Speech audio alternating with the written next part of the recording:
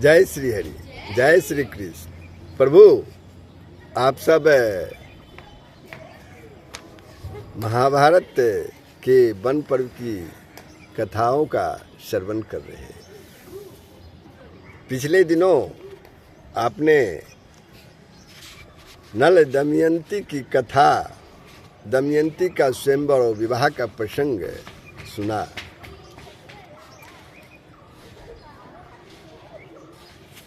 ये कथा जो है महाराज युधिष्ठिर के कहने पर महर्षि बृहदस्व जो सुना रहे हैं। जब महाराज युधिष्ठिर ने महर्षि से कहा कि हम लोग जो कष्ट जो भोग रहे हैं,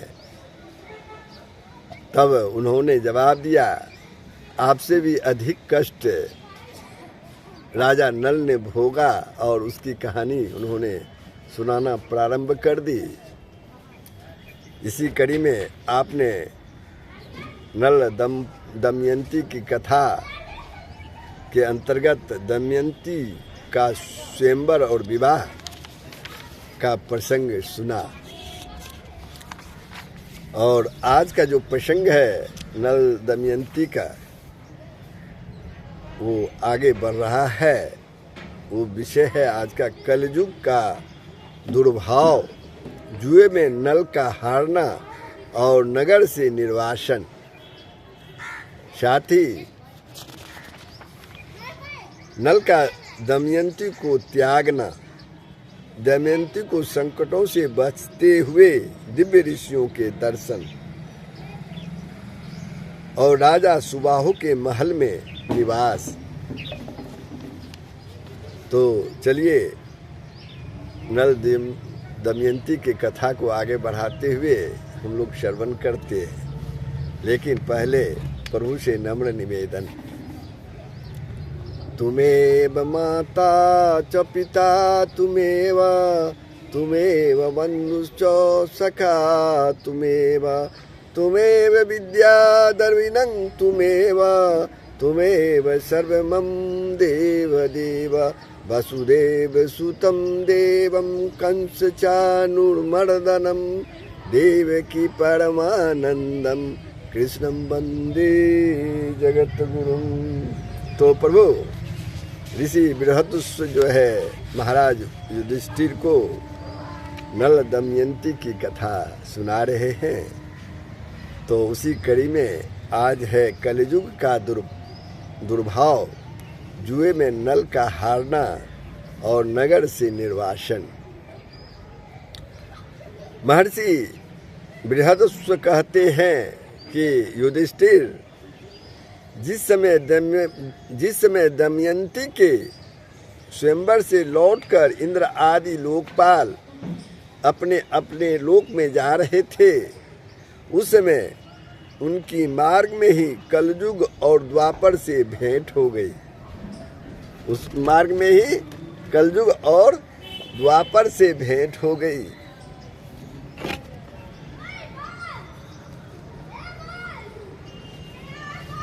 इंद्र ने पूछा, क्यों कलयुग, कहाँ जा रहे हो? कलयुग से इंद्र ने पूछा, क्यों कलयुग, कहाँ जा रहे हो? तो कलयुग ने कहा, मैं दमयंती के स्वयंवर में उससे विवाह करने के लिए जा रहा हूँ। इंद्र ने हंसकर कहा, अजी वह स्वयंवर तो कभी का पूरा हो गया। दमयंती ने राजा नल को वरण कर लिया, हम लोग ताकते ही रह गए। तो कलयुग ने क्रोध में भरकर कहा, ओह तब तो बड़ा ही अनर्थ हुआ। उसने देवताओं की उपेक्षा करके मनुष्य को अपनाया, इसलिए उसको दंड देना चाहिए। देवताओं ने कहा, दमयंती ने हमारी आज्ञा प्राप्त करके नल को वरण किया है। वास्तव में नल सर्वगुण संपन्न और उसके योग्य है। वे समस्त धर्मों के मर्मज्ञ और सदाचारी भी हैं। उन्होंने इतिहास पुराणों के सहित वेदों का अध्ययन किया है।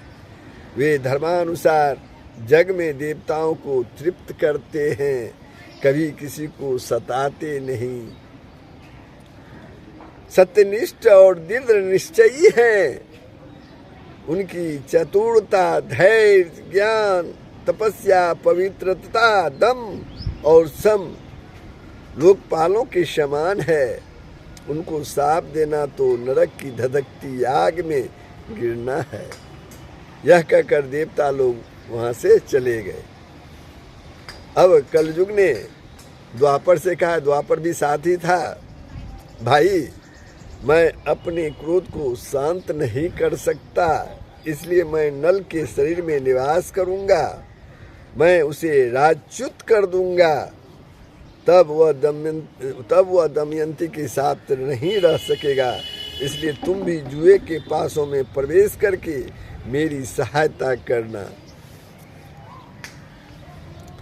द्वापर ने उनकी बात स्वीकार कर ली। द्वापर और कलयुग दोनों ही नल की राजधानी में जाकर के बस गए। 12 वर्ष तक वे इस बात की प्रतीक्षा में रहे कि नल में कोई दोष दिख जाए। एक दिन राजा नल संध्या के समय लघुशंका से निवृत्त होकर पैर धोए बिना ही आचमन करके संध्या वदन करने बैठ गए। लघुशंका से निवृत्त हुए, बिना पैर धोए ही आचमन करके संध्या वदन के लिए बैठ गए। यह अपवित्र अवस्था देखकर कलयुग उनके शरीर में प्रवेश कर गया। साथ ही दूसरा रूप धारण करके वह पुष्कर के पास गया और बोला, तुम नल के साथ जुआ खेलो और मेरी सहायता से जुए में राजा नल को जीतकर निषद देश का राज्य प्राप्त कर लो। पुष्कर उसकी बात स्वीकार करके नल के पास गया। द्वापर भी पासों के रूप धारण करके उनके साथ हो लिया। जब पुष्कर ने राजा नल से बार बार जुआ खेलने का आग्रह किया, तब राजा नल दमयंती के सामने अपने भाई की बार बार की ललकार को सह न सके। पुष्कर जो है राजा नल का भाई था, उसकी बार बार जो है ललकार को वो सह न सके। राजा नल उन्होंने उसी समय पासे खेलने का निश्चय कर लिया। उस समय नल के शरीर में कलयुग घुसा हुआ था, इसलिए राजा नल दांव में सोना, चांदी, रथ, वाहन आदि जो कुछ लगाते वह हार जाते। प्रजा और मंत्रियों ने बड़ी व्याकुलता के साथ राजा नल से मिलकर जुए को रोकना चाहा और आकर फाटक के सामने खड़े हो गए। उनका अभिप्राय जानकर द्वारपाल रानी दमयंती के पास गया और बोला कि आप महाराज से निवेदन कर दीजिए, आप धर्म और अर्थ के तत्वज्ञ हैं। आपकी सारी प्रजा आपका दुख सह न होने के कारण कार्यवश दरवाजे पर खड़ी है। दमयंती स्वयं दुख के मारे दुर्बल और अचेत हुई जा रही थी। उसने आंखों में आंसू भरकर गदगद कंठ से महाराज के सामने निवेदन किया कि स्वामी, नगर की राजभक्त प्रजा और मंत्रिमंडल के लोग आपसे मिलने आए हैं और ड्योढ़ी पर खड़े हैं, आप उनसे मिल लीजिए। परंतु नल कलयुग का आवेश होने के कारण, कलयुग का प्रभाव होने के कारण कुछ भी नहीं बोले। मंत्रिमंडल और प्रजा के लोग शोकग्रस्त होकर लौट गए। पुष्कर और नल में कई महीनों तक जुआ होता रहा तथा राजा नल बराबर हारते गए। राजा नल बराबर हारते गए। राजा नल जुए में जो पासे फेंकते हुए बराबर ही उनके प्रतिकूल पड़ते। सारा धन हाथ से निकल गया। जब दमयंती को इस बात का पता चला, तब उसने बृहत सेना नाम की धाय के द्वारा राजा नल के सारथी वारसन्य को बुलवाया और उनसे कहा, सारथी, तुम राजा के प्रेम पात्र हो। अब यह बात तुमसे छिपी नहीं है। कि महाराज बड़े ही संकट में पड़ गए हैं, इसलिए तुम घोड़ों के रथ में जोड़ लो और मेरे दोनों बच्चों को रथ में बिठाकर कुंडिन नगर में ले जाओ। तुम रथ और घोड़ों को वहीं छोड़ देना, तुम्हारी इच्छा हो तो वहीं रहना, नहीं तो कहीं दूसरी जगह चले जाना। सारथी ने दमयंती के कथनानुसार मंत्रियों से सलाह करके उनके बच्चों को कुंडिनपुर में पहुंचा दिया। रथ और घोड़े भी वहीं छोड़ दिए। वहां से पैदल चलकर वह अयोध्या जा पहुंचा और वहीं ऋतुपर्ण राजा के पास सारथी का काम करने लगा। वार्ष्णेय सारथी के चले जाने के बाद पुष्कर ने पासों के खेल में राजा नल का राज्य और धन जो है वो जीत लिया। उसने नल को संबोधन करके हंसते हुए कहा, और जुआ खेलोगे? नल को पुष्कर ने हंसते हुए कहा, क्या और जुआ खेलोगे? परंतु तुम्हारे पास दांव लगाने के लिए तो कुछ भी नहीं है। यदि तुम दमयंती को दांव पर लगाने योग्य समझो तो फिर खेल लो। नल का हृदय फटने लगा। वे पुष्कर से कुछ नहीं बोले। उन्होंने अपने शरीर से सब वस्त्र आभूषण उतार दिए और केवल एक वस्त्र पहनकर नगर से बाहर को निकल चले। दमयंती ने भी केवल एक साड़ी पहनकर अपने पति का अनुगमन किया। अपने पति के साथ वो भी चलने लगी।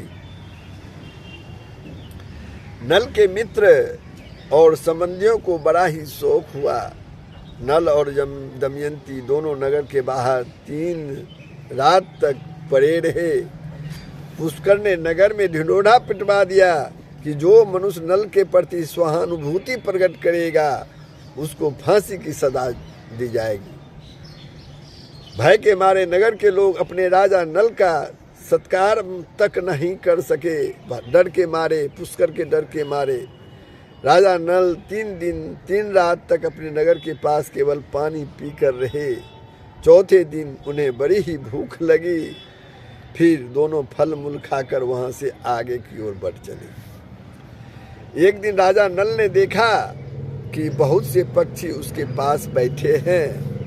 उनके पंख सोने के समान दमक रहे हैं। नल ने सोचा इनकी पंख से कुछ धन मिलेगा। ऐसा सोचकर उन्होंने पकड़ने के लिए नल ने उन पर अपने पहनने का वस्त्र जो है पक्षी पर डाल दिया। पक्षी जो है उनका वस्त्र लेकर उड़ गए। अब नल नंगे होकर बड़ी दीनता के साथ मुंह नीचे किए हुए खड़े हो गए। वस्त्र जो था वो भी लेके पक्षी उड़ गए।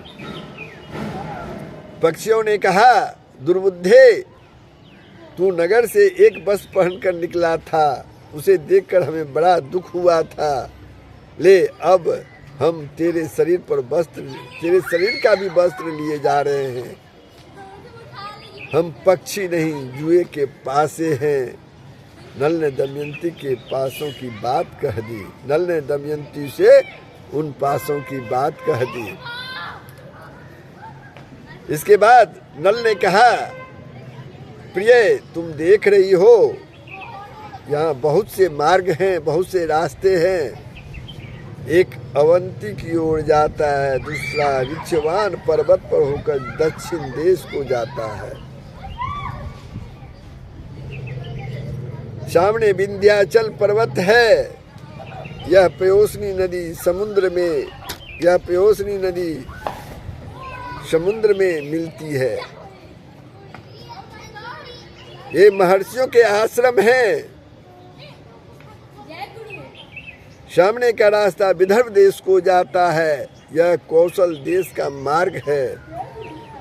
इस प्रकार राजा नल दुख और शोक से भरकर बड़ी सावधानी के साथ दमयंती को भिन्न भिन्न मार्ग और आश्रम बतलाने लगे। दमयंती के आंखें आंसुओं से भर गई।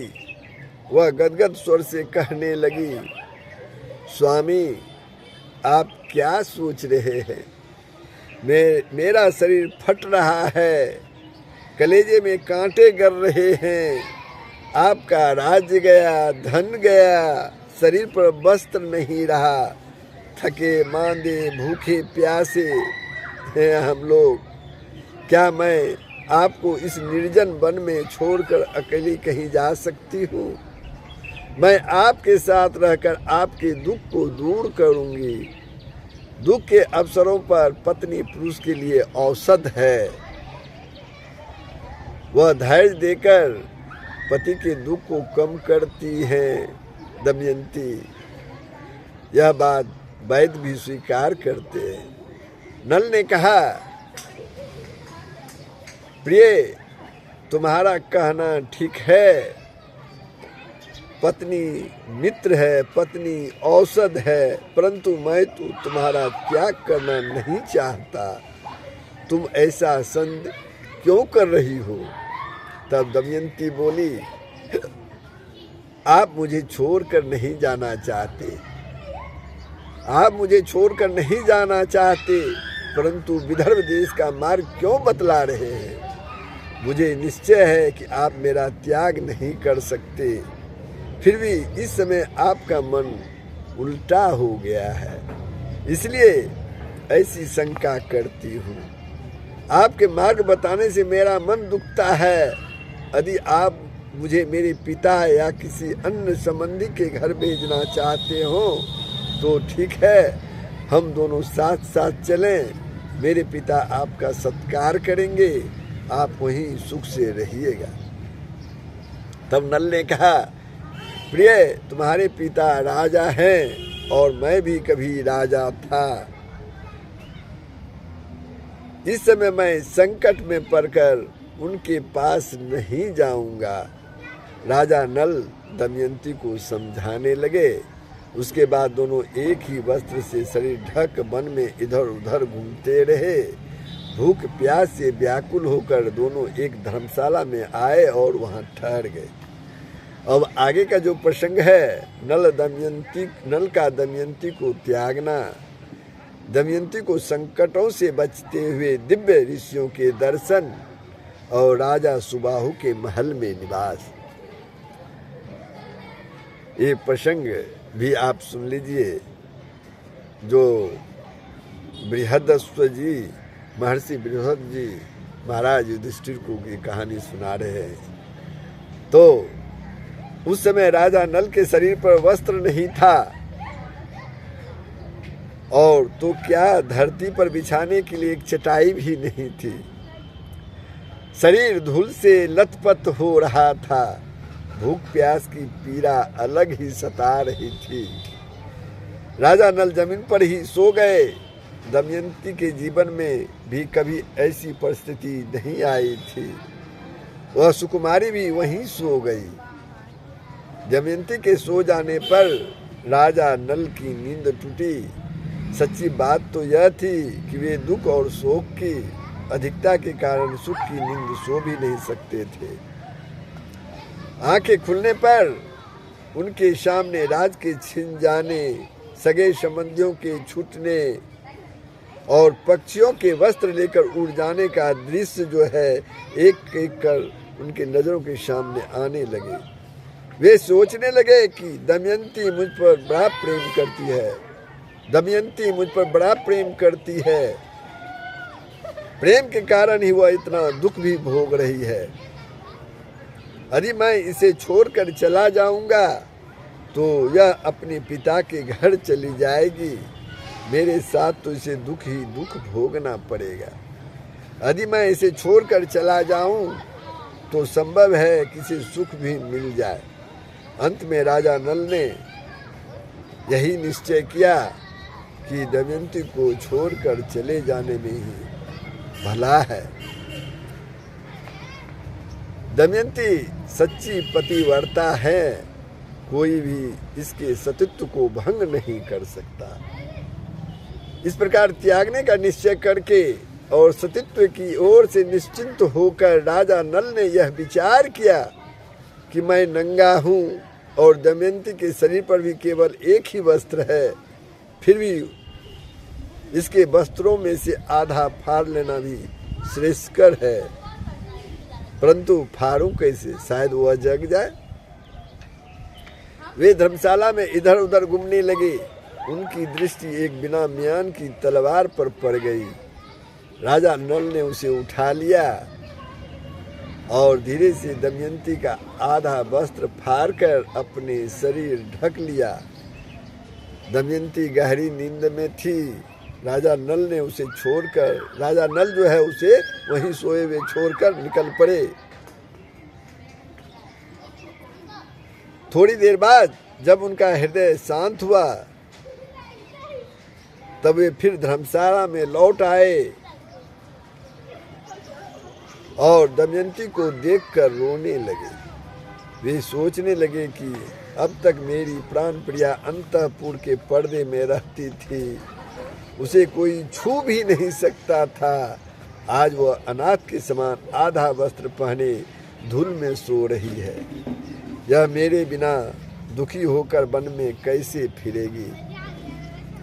प्रिय, तू धर्मात्मा है, इसलिए आदित्य, वसु, रुद्र, अश्विनी कुमार और पवन देवता तेरी रक्षा करे।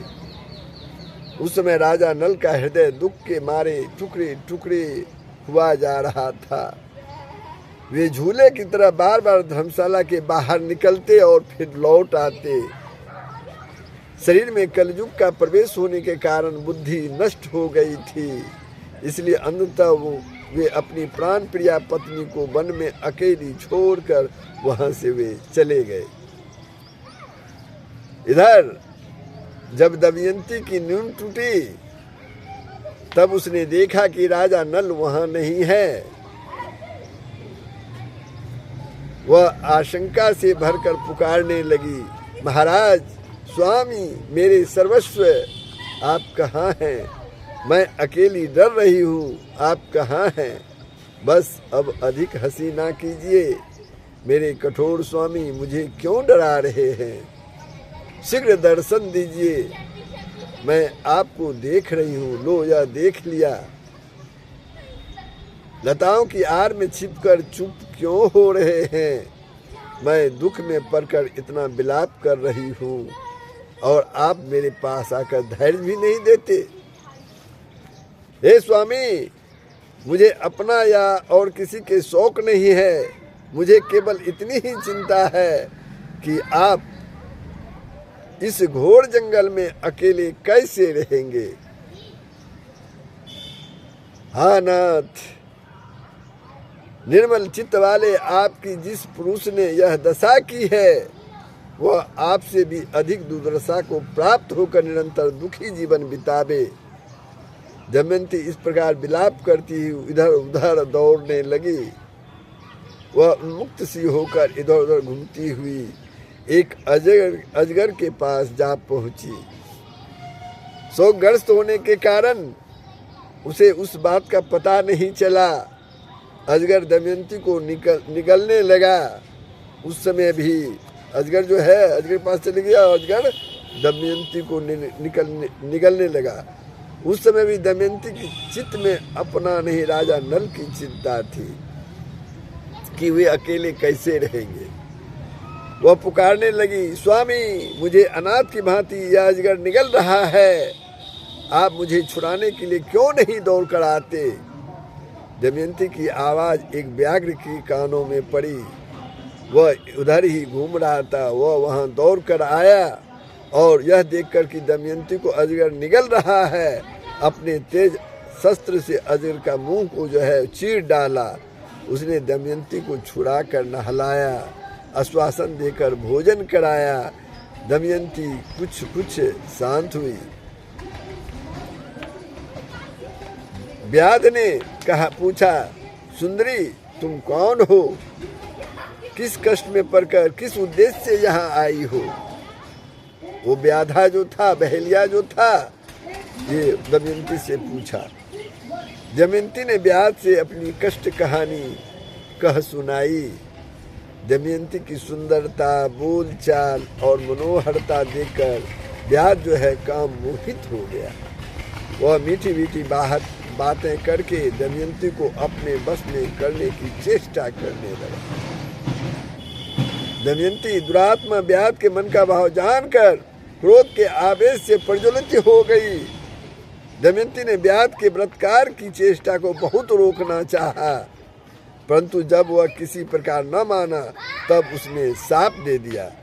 यदि मैंने निषद नरेश राजा नल को छोड़कर और किसी पुरुष का मन से चिंतन किया हो तो यह पापी क्षुद्र व्याध मरकर जमीन पर गिर पड़े।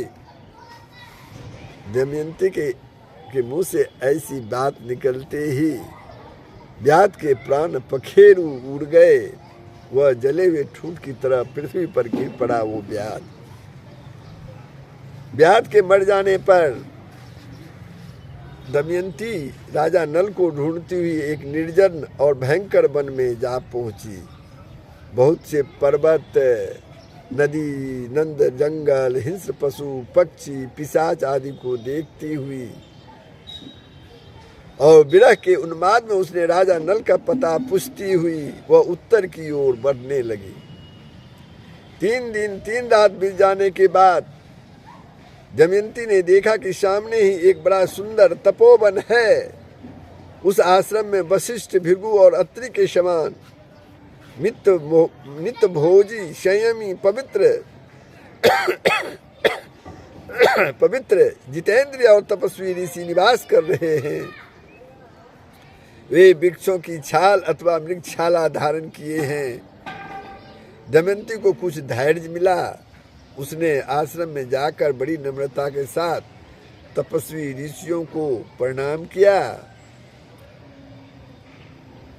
और हाथ जोड़कर उनके सामने खड़ी हो गई। दमयंती ऋषियों ने स्वागत है कहकर दमयंती का सत्कार किया और बोले, बैठ जाओ, हम तुम्हारा क्या काम करें। दमयंती ने भद्र महिला के समान पूछा, आपकी तपस्या, अग्नि, धर्म और पशु पक्षी तो सकुशल है ना? आपके धर्माचरण में तो कोई विघ्न नहीं पड़ता।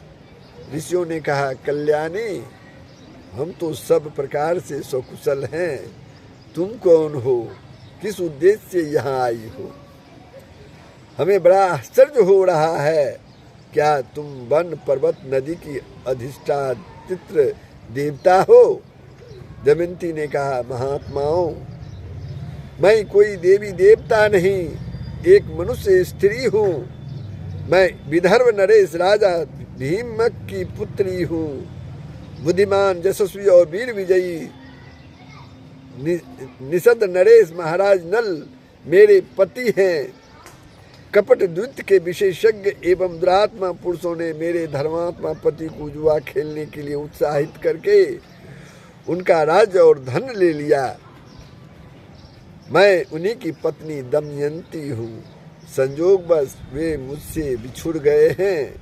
मैं उन्हीं रणबांकुरे, शस्त्र विद्या, कुशल एवं महात्मा पतिदेव को ढूंढने के लिए वन वन भटक रही हूँ। मैं यदि उन्हें शीघ्र नहीं देख पाऊंगी तो जीवित नहीं रह सकूंगी। उनके बिना मेरा जीवन निष्फल है। वियोग के दुख को मैं कब तक सह सकूंगी? तब तपस्वियों ने कहा, कल्याणी, हम अपनी तप शुद्धि दृष्टि से देख रहे हैं कि तुम्हें आगे बहुत सुख मिलेगा और थोड़े ही दिनों में राजा नल का तुम्हें दर्शन होगा। धर्मात्मा निषद नरेश थोड़े ही दिनों में समस्त दुखों से छूटकर संपत्तिशाली निषद देश पर राज करेंगे।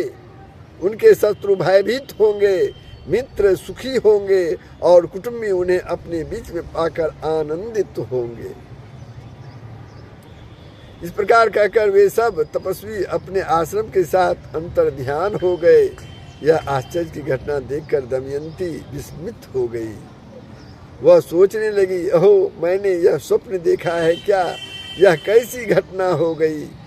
वे तपस्वी आश्रम, पवित्र सलीला नदी, फल फूलों से लदे हरे भरे वृक्ष कहाँ गए? दमयंती फिर उदास हो गई। उसका मुख जो है वो मुरझा गया। वहां से चलकर विलाप करती हुई दमयंती एक अशोक वृक्ष के पास पहुंची। उसकी आंखों से झरझर आंसू बह रहे थे। उसने अशोक वृक्ष से गदगद स्वर में कहा, शोक रहित अशोक, तू मेरा शोक मिटा दे। क्या कहीं तूने राजा नल को शोक रहित देखा है? अशोक, तू अपने शोक नाशक नाम को सार्थक कर। दमयंती ने अशोक की प्रदक्षिणा की और वह आगे बढ़ी। भयंकर वन में अनेक वृक्ष, गुफा, पर्वतों के शिखर और नदियों के आसपास अपने पतिदेव को ढूंढती हुई दमयंती बहुत दूर निकल गई। वहां उसने देखा कि बहुत से हाथी, घोड़ों और रथों के साथ व्यापारियों का एक झुंड आगे बढ़ रहा है। व्यापारियों के प्रधान से बातचीत करके और यह जानकर कि ये व्यापारी राजा सुबाहु के राज चेदी देश में जा रहे हैं, दमयंती उनके साथ हो गई। उसके मन में अपने पति के दर्शन की लालसा जो है वो बढ़ती ही जा रही थी। कई दिनों तक चलने के बाद वे व्यापारी एक भयंकर वन में जा पहुँचे। वहाँ एक बड़ा ही सुंदर सरोवर था। लंबी यात्रा करने के कारण सब लोग थक गए थे, इसलिए उन लोगों ने वहाँ पड़ाव डाल दिया। दैव व्यापारियों के प्रतिकूल था। रात के समय जंगली हाथी व्यापारियों के हाथियों पर टूट पड़े और उनकी भगदड़ में सब के सब व्यापारी नष्ट भ्रष्ट हो गए। कोलाहल सुनकर दमयंती की नींद टूटी। वे इस महासंहार का दृश्य देखकर बावली सी हो गई। उसने कभी ऐसी घटना देखी ही नहीं थी। वह डरकर वहां से भाग निकली और जहां कुछ बचे हुए मनुष्य खड़े थे वहां जा पहुंची।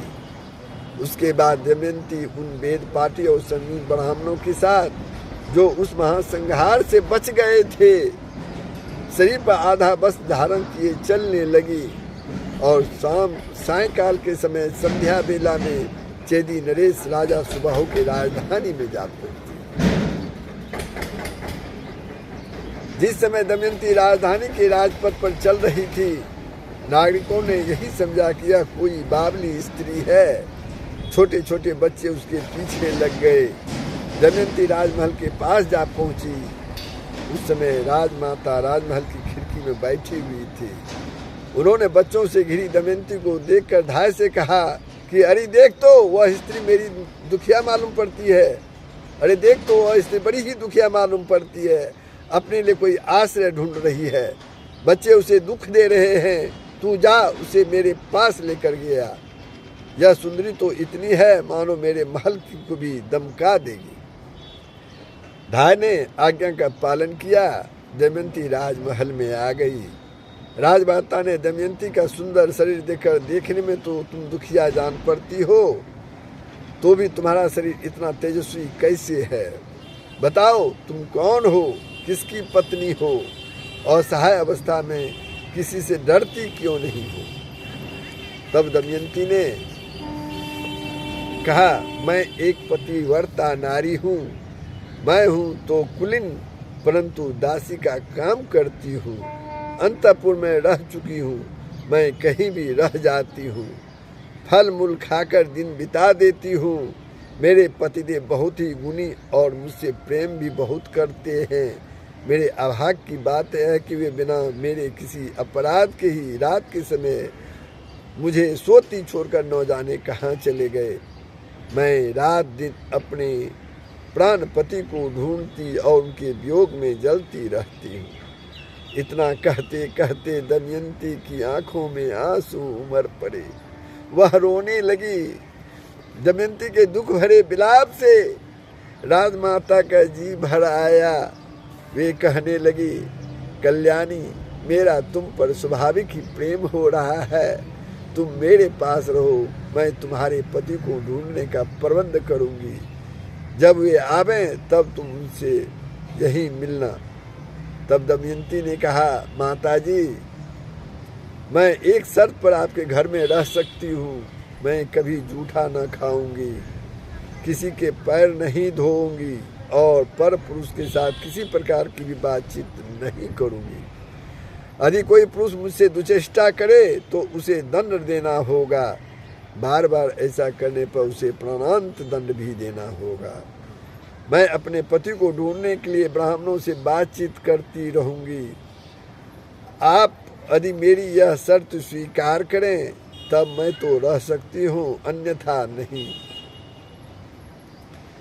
राजमाता दमयंती के नियमों को सुनकर बहुत ही प्रसन्न हुई और उन्होंने कहा ऐसा ही होगा।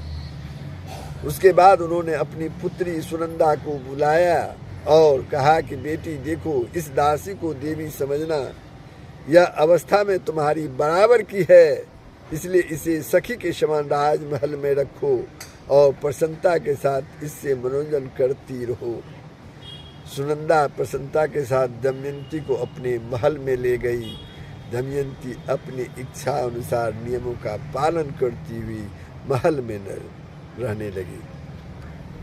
तो आज यहीं तक, आज की कहानी यहीं तक रहने दें प्रभु, कहानी लंबी हो जाएगी।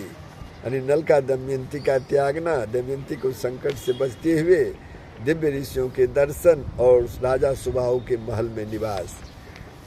आगे जो प्रसंग है, नल का रूप बदलना, राजा नल का रूप बदलना, ऋतुपूर्ण के यहाँ सारथी होना, भीमक के द्वारा नल दमयंती की खोज और दमयंती का मिलना, ये प्रसंग आगे के प्रसंग में आप लोग श्रवण करेंगे।